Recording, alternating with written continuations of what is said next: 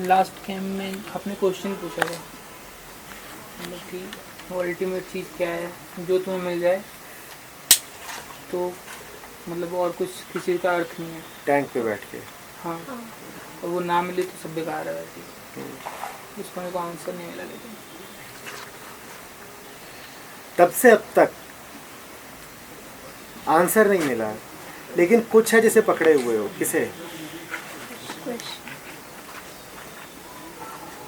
किसी की खोज को। किसकी खोज को? मान लो तुम्हें उत्तर मिल गया तो तुम्हें क्या मिल जाएगा? उत्तर नहीं मिला है तो क्या अनुभव कर रहे हो? परेशान। उत्तर नहीं मिला है तो परेशानी मिली हुई है। तो उत्तर खोज रहे हो, मिल गया उत्तर तो क्या मिल जाएगा? शांति। शांति।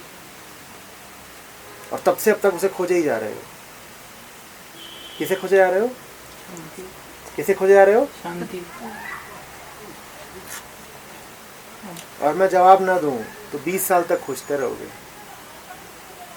जैसे ही तुमने सवाल पूछा आगे से ये बोल ही दिया, हाँ वही सवाल, पिछली बार उलझा आए थे, फंदा फेंक आए थे। ऐसा मैं कम ही करता हूँ कि सवाल उछाल दूं और जवाब ना दूं। पर यूथ कैंप ठीक रहता है, सब लड़के बच्चे इनको थोड़ा परेशान करना मज़ा आता है। कुछ आ रही बात समझ में?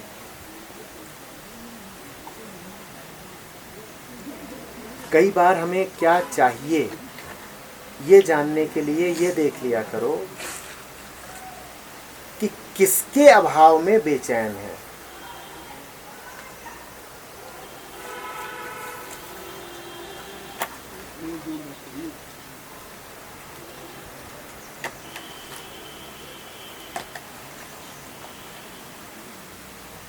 अच्छा, तुम्हें बहुत सारे जवाब भी दे सकता हूँ तुम्हारे सवाल के, बहुत सारे जवाब दे दूँ जो कि सुनने में ठीक लगें, तार्किक लगें, लेकिन मन को वो न दे पाए। क्या? हाँ, क्या? शांति। शांति। तो वो सारे जवाब क्या हुए? व्यर्थ। और उन जवाबों में तुम कोई खोट नहीं खोज पाओगे। बौद्धिक तल पर बिल्कुल सक्षम और सटीक जवाब होंगे, लेकिन सारे जवाब तुम्हारे लिए खराब जाएंगे अगर उनसे तुम्हें क्या नहीं मिला। इससे तो ये भी पता चलता है कि तुम्हें जवाब चाहिए ही नहीं। तुम्हें क्या चाहिए? शांति। तुम सोचते ये हो कि जवाब माध्यम बन जाएगा क्या लाने का? जवाब माध्यम बन सकता है, नहीं भी बन सकता है। माध्यम की बोलो बोलो। सर मैं ये बोली हूँ सर, अगर आप उस दिन ये क्वेश्चन नहीं करते तो शायद हम मतलब उसका सॉल्यूशन भी नहीं। मैंने ये सवाल करके तुम्हारे भीतर की खोज को बस प्रकट कर दिया है। मैंने सवाल ही तो पूछा है, मैंने उंगली से इशारा ही तो किया है। उसके बाद अब 2 महीने बीत चुके हैं, जिधर को मैंने इशारा किया था उधर को दौड़ा कौन जा रहा है? कौन दौड़ा जा रहा है? तुम। मैं तो नहीं रोज दौड़ा रहा। इसका मतलब दौड़ने की जो इच्छा है वो तुम में पहले से ही मौजूद थी और खुद की ही थी। मैंने सिर्फ क्या किया? प्रकट। प्रकट। इशारा करके उसको प्रकट कर दिया। समझ में आ रही है बात? जिसको तुम खोज रहे हो वो सबको चाहिए। अक्सर मेरा काम बस ये होता है कि तुमको ये दिखा दूं कि तुम्हारे पास वो है नहीं जो तुम्हें वाकई चाहिए। क्या होता है ना, हम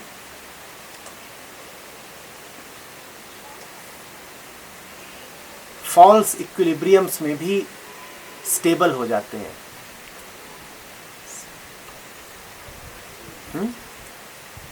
अनस्टेबल इक्विलिब्रियम जानते हो ना, कि जहां पर चीज हिलडुल नहीं रही है, दूर से देखोगे तो लगेगा कि ये तो स्थिर है, पर जो उसकी स्थिरता है वो बड़ी कमजोर और अस्थाई है। किसी ने जरा सा उसमें व्याघात किया नहीं कि वो चली जाएगी, टूट जाएगी।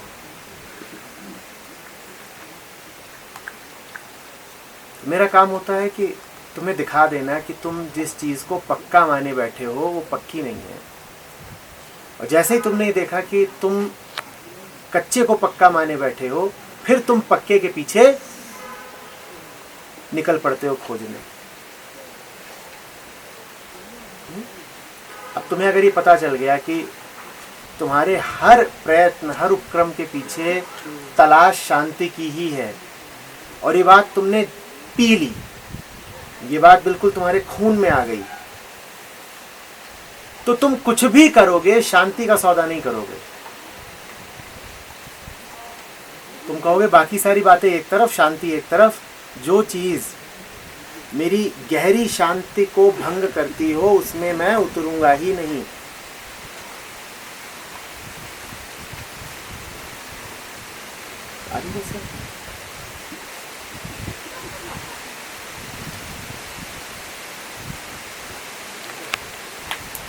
बोलिए।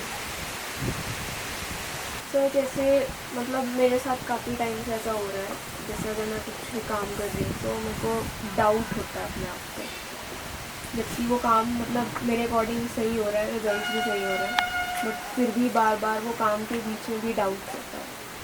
सर मेरी समझ नहीं आता। करे जाओ, अच्छी बात है। तुम्हारी उम्र में अच्छा है कि ज़रा अपने ऊपर कड़ी निगाह रखी जाए।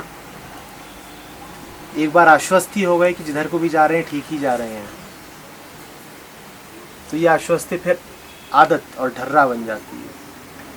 तो ज़रूरी है कि आदमी अपने आप को लेकर के थोड़ा विवेकी रहे, साधारण भाषा में कहें तो थोड़ा शक्की रहे, a little circumspect, circumspection स्वास्थ्यप्रद है। ज़्यादातर लोग इतने जमे हुए और इतने हठी होते हैं कि उन्हें अपने आप को लेकर के कोई शक नहीं होता। कहते हैं जो भी है ठीक है, ऐसे ही है, हम तो ऐसे ही हैं।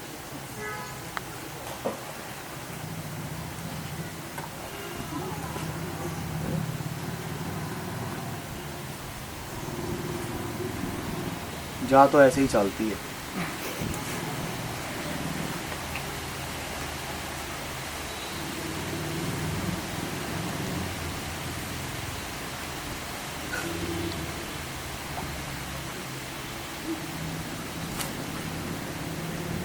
जो ऐसा मन होता है जिसमें विचार और कर्म एक प्रवाह में हो जाते हैं, जिसमें डाउट नहीं है, तो वो एक्शन ओरिएंटेड होता है। उसकी तुलना में जिस मन को हम अभी प्रमोट कर रहे हैं कि अपने पे नज़र रखो, तो फिर एक्शन में ब्लॉकेजेस होते हैं। आप अब मैं कहूँ कपड़े धो, अच्छी बात है, और कोई दिन भर अगर कपड़े धोए तो कपड़े धोने का उद्देश्य ये होता है ना कि एक बिंदु पर आ जाओ जहां पर धुलाई पूरी हो जाए। कपड़े धोने का उद्देश्य क्या होता है कि एक बिंदु पर आ जाओ जहां धुलाई पूरी हो जाए। अब धुलाई बंद और पहनना शुरू। अब कपड़े को भूल गए, पहन गए और भूल गए, दूसरा काम कर रहे हैं। तो शक का भी उद्देश्य यही होता है कि एक बिंदु पर आ जाओ जहां बेशक हो जाओ। अब तुमने शक को ही आदत बना लिया तो तुम प्रोफेशनल धोबी हो गए, दिन भर कपड़े ही धो रहे हो।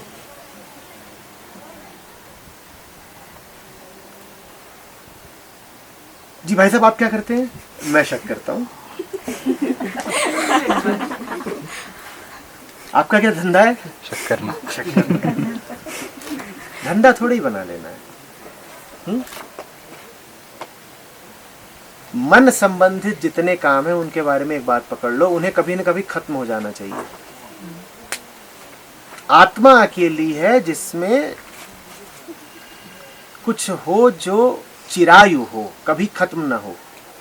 मन का जो कुछ उसे खत्म होना चाहिए। खाना खाने बैठे हो तो खत्म होना चाहिए। खेलने जा रहे हो सवाल उठा है, सवाल होना चाहिए। खत्म होना चाहिए। मन में जो कुछ है उसका उठना भी शुभ है, तभी जब उसे सही विगलन मिल जाए, जब उसे सही विदाई मिल जाए। मन में जो कुछ आया है उसे विदाई मिलनी चाहिए। मन में शक उठा है, अच्छी बात है, मैं स्वागत कर रहा हूं उसका, लेकिन फिर उस शक को कभी ना कभी जाना चाहिए। जाना भी चाहिए। नहीं तो तुम अगर स्थायी रूप से क्या है, हम शकबाज हैं, आई शक,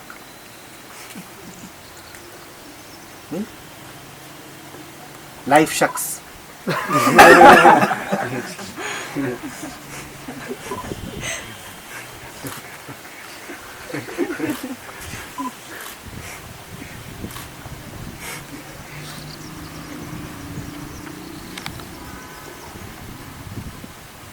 ठीक है, दोनों बातें बोली हैं। ये तो कहा ही है कि पूरा संदेह करो, पूरा सवाल उठाओ, और ये भी कहा है कि धंधेबाज सवालबाज मत बन जाओ। आई डिसेंट, ये बात हमें पसंद नहीं है। खाने के बाद डकार मारना अच्छा है, और कोई दिन भर डकार ही मारे तो पेट खराब है।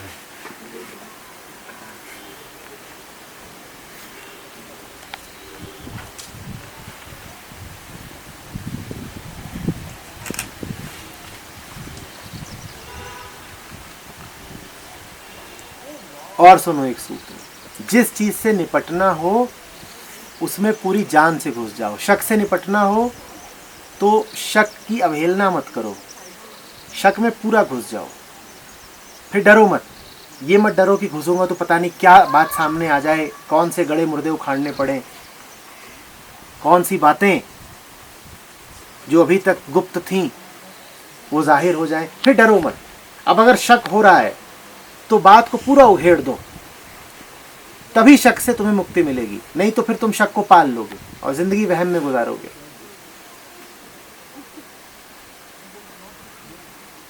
ऐसे नींद आ रही हो तो उससे निपटने का क्या तरीका? यही है कि यहाँ पढ़ो, पूरा सो जाओ। नहीं तो 3-4 घंटे निराशे रहोगे ऐसे ऐसे। इससे अच्छा क्या है कि नींद में पूरे तरीके से घुस जाओ।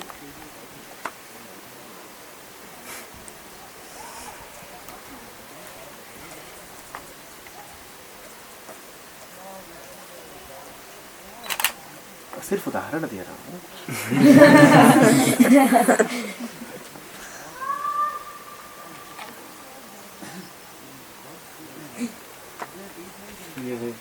पूरी तरह से घुस जाओ आप किसी भी चीज़ में, छोटी से छोटी, से फुटबॉल खेल रहे हो जैसे पूरी तरह से घुस रहे भी होते हैं, क्योंकि वो आपको पता नहीं चलता। अगर आपको पता चल गया तो आप घुस नहीं रहेगा। तो एक अंदर कोई मतलब होता है जो, हाँ, वो सब जो पुरानी सीखे हैं ना कि बेटा अति में कुछ भी मत करना, तो तुमको पूरे की पूरी तहकीकात भी नहीं करने दी जाती। क्योंकि वहाँ भी जब करने जाते हो तो वही पुरानी आवाज़ें याद आती हैं। थोड़ा थोड़ा मॉडरेशन में बेटा, मॉडरेशन में। होता है कि हाँ जब गलत हो गया तो, और कहीं गलत हो गया तो, कहीं बहुत दूर निकल गए तो, कहीं कुछ ज्यादा ही जान लिया तो,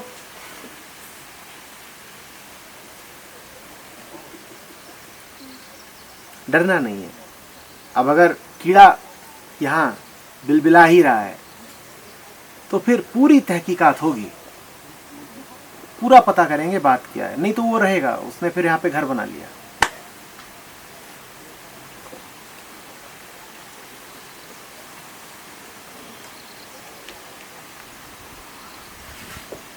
नंगई से डर नहीं लगना चाहिए। हम सब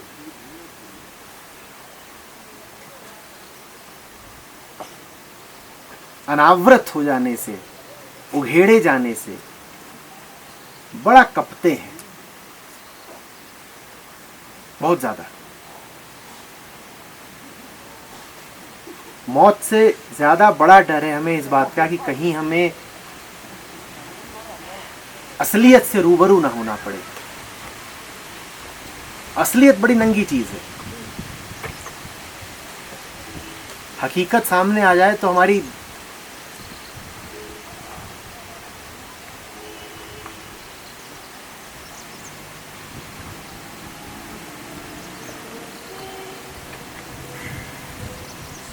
सट जाती है।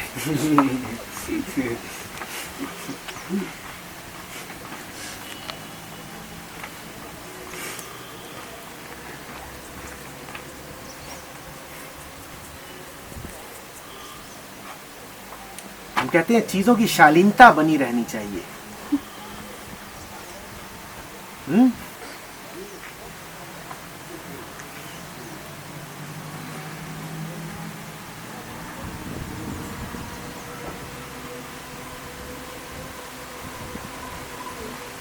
जैसे कि कोई फोड़े के ऊपर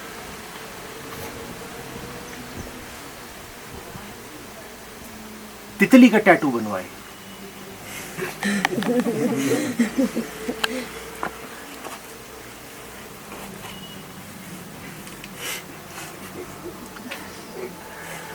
कुछ हो सकता, क्यों नहीं हो सकता? उसका मुंह है तितली का, उसके पंख बना दो इधर उधर।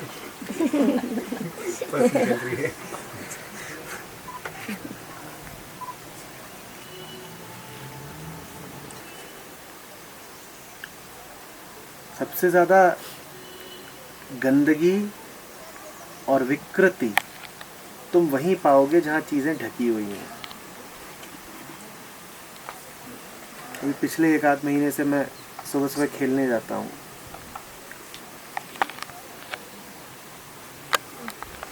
तो मैं वहां देख रहा हूँ कि जिसको देखो वही टी शर्ट उतारे घूम रहा है, और टी शर्ट उतारने के बाद उनका जो शरीर है वो है भी देखने लायक। और ज्यादातर लोग जो बहुत सारे कपड़े पहने होते हैं वही होते हैं जिन्हें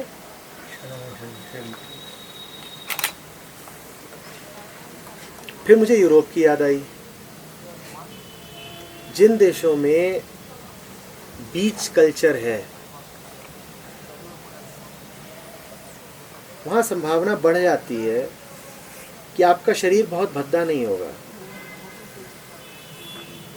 क्योंकि जैसा भी है वो प्रकट हो जाना है बीच पर, तो बहुत भद्दा नहीं हो सकता। बहुत भद्दा उनका होगा जो, अब ये जो है तो उनको बिल्कुल छुपा जाता है। आप बड़े बड़े परिधान पहनिए, सब बिल्कुल आपको छुपा जाएंगे, लगेगा कि बिल्कुल आप समतल हैं। सर, और अक्सर नग्नता को अश्लीलता का नाम दिया जाता है और वो बोला जाता है कि तुम्हारी नग्नता से दूसरे का मन अशांत हो जाएगा। तो होगा ही ना अशांत। तो सर आप 202 किलो के हैं और सामने, हाँ, और सामने कोई बिल्कुल फिट आदमी आपके निकल गया, आप उसके बाजू देख रहे हैं, आप उसकी छाती देख रहे हैं, हाथ पांव देख रहे हैं, अशांत नहीं होंगे तो आप क्या होंगे? शर्म आएगी, लाज आएगी, इधर से भागेंगे जोर से, अपने आप से बोलेंगे मैंने देखा ही नहीं। मगर हर किसी की शांति उसकी खुद की जिम्मेदारी है, दूसरे की नहीं। और इससे ये भी पता चलता है कि आप खुद भी पहले से तो अशांत थे ही, तभी जरा सा एक आपको दृश्य दिखा और आप बिफर गए। और याद रखना, खुल जाने में, भीतर बोझ ना रखने में बड़ा हल्कापन है। आप जो राज छुपाए फिरते हो, आप जिन बातों को गांठ की तरह ढोते रहते हो, उनसे आज़ादी बहुत बड़ी बात है, बहुत हल्का अनुभव करते हो।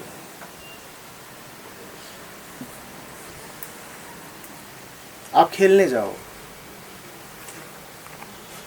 आप फुटबॉल खेलने जाओ और आपकी एक जेब में बहुत सारे पैसे वैसे हैं, एक जेब में मोबाइल फ़ोन है, एक जेब में गर्लफ्रेंड की फ़ोटो और चिट्ठी पत्री है,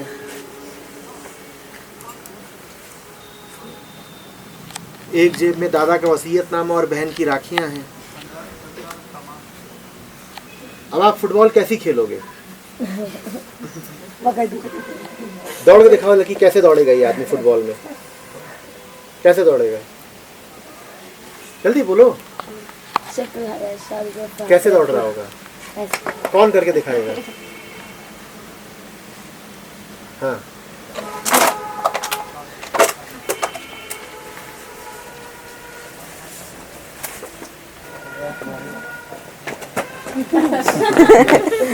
तो जिंदगी के खेल में हम सब ऐसे ही खेल रहे हैं। अब समझ में आ रहा है हम खुल के क्यों नहीं खेल पा रहे? क्योंकि खुल के खेलने के लिए निर्भर होना पड़ता है। आपको बहुत सारी चीजें बचानी है। आप झुक नहीं सकते। आप झुकोगे गर्लफ्रेंड की फोटो गिर जाएगी, हाय राम कोई देख न ले, मैंने तो छुपा के रखा था। आपके पास बहुत कुछ ऐसा है जो आपको लोच नहीं लेने देगा। आप में लचक नहीं रहेगी, आप में उन्मुक्तता नहीं रहेगी। तो इससे कहीं अच्छा है कि जो कुछ लाद रखा है, धारण कर रखा है, उसको हटा दो। देख ले सब तो देख ले, अब कम से कम खुल के तो खेलेंगे। सारे राज फाश हो जाने दो।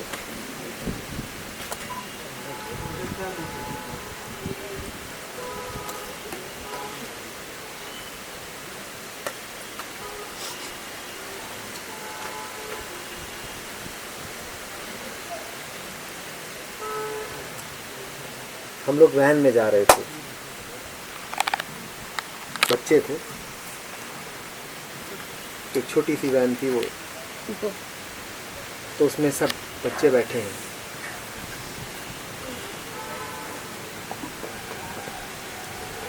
रास्ता ज़रा लंबा था, छुट्टी स्कूल की देर से होती थी, तो चलते थे सब सो ही जाते थे। तभी किसी ने बिल्कुल एकदम गंधाता कसैला ठसका मारा।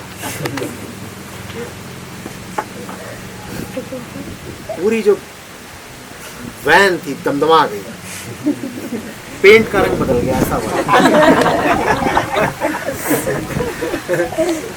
समझ रहे हो? व्हीकल जो मोड था वो पेट्रोल से गैस पे शिफ्ट कर गया। इतनी गैस। अब जब इतना हुआ तो छोड़ कैसे दें? ये भी पता करना जरूरी है कि किसने किया। तो बच्चे ही थे तो और कोई तो तरीका ही नहीं था। ना तो कोई, हाँ, ना कोई लिटमस टेस्ट आता था कि लिटमस ले जा करके लगाएं और देखें तो तेरा लाल हो गया। कुछ था ही नहीं। तो शुरू हो गए आधा पाधा किसने पाधा।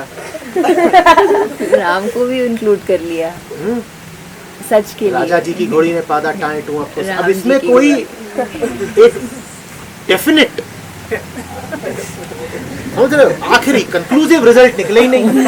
कभी कोई उधर हो जाए, कभी कोई उधर हो जाए, ये हो जाए वो हो जाए। तो अब ये चल रहा है और ये 15-20 मिनट हो गए, आधा पादा आधा पादा आधा पादा।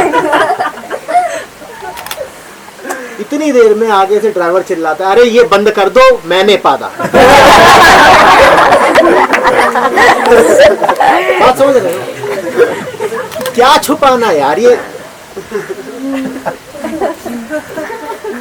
इतना छुपाने से तो बेहतर है कि स्वीकार ही कर लो, वरना ये झेलना पड़ेगा। ये आधा पादा चलता ही रहेगा। 15-20 मिनट से आधा पादा आधा पादा आधा पादा यही चल रहा है।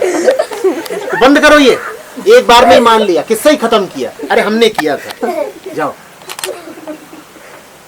तो यही करो, नहीं तो जिंदगी भर यही करोगे, आधा पादा, तूने पादा मैंने पादा, किसने पादा। जिंदगी भर यही करना है। बल्कि किसी और ने भी किया हो तो खुद हमने किया। अब चैन से सोने दो, मामला खत्म।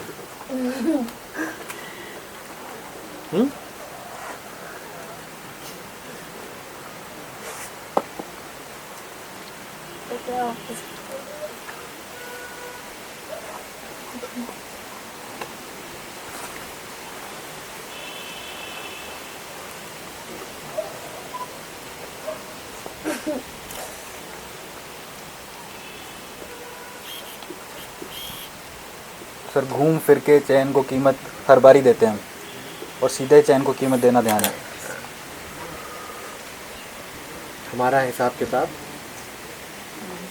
ऐसा है।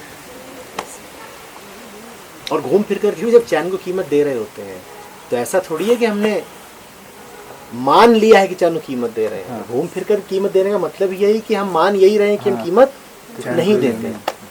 अब ये तो जानने वाले जान रहे हैं ना कि तुम कीमत दे ही रहे हो। तुम अपनी नज़र में तो यही कह रहे हो कि हम नहीं देते कीमत।